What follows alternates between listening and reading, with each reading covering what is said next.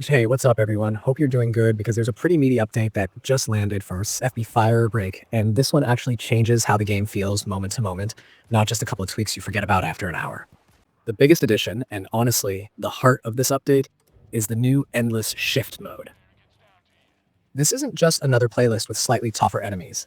It's a full-on endurance experience where you and your team are escorting objectives through escalating waves of threats, and the pressure ramps up fast. Each run feels more unpredictable than the standard missions because enemy density, modifiers, and pacing are designed to push you until you either adapt or fail. What makes this mode stand out is the progression inside the run itself.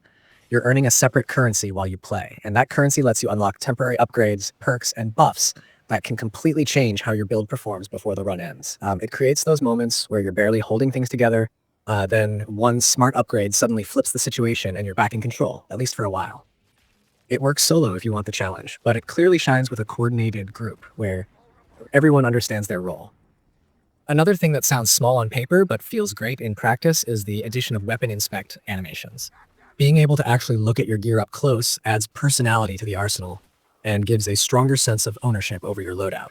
Remedy clearly put some care into the details here, with animations that fit the tone of the game rather than feeling tacked on.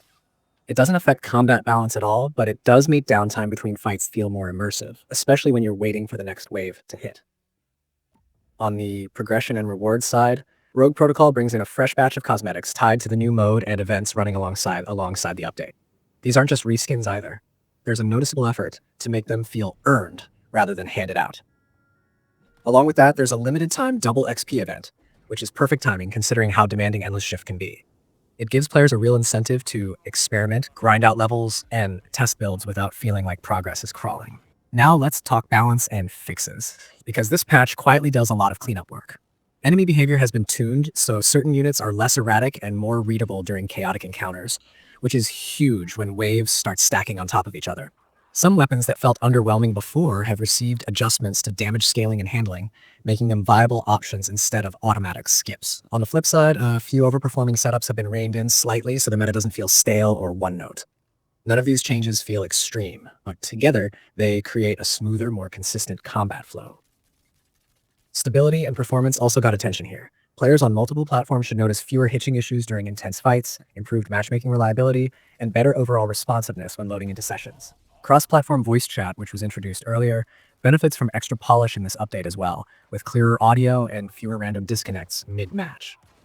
These are the kinds of fixes that don't get flashy trailers but make a big difference in how enjoyable long play sessions actually are.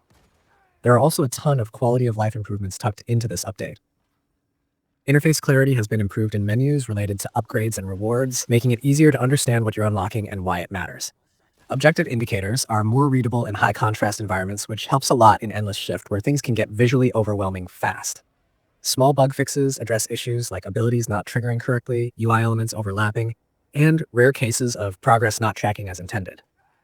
The update is labeled as version 1.8.1, and it really feels like a turning point rather than just another incremental patch.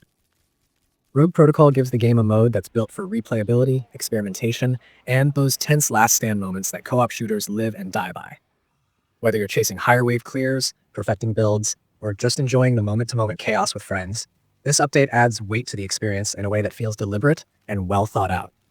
If you've been waiting for something that truly expands what FBC Firebreak can offer, this is easily the most substantial step forward the game has taken so far.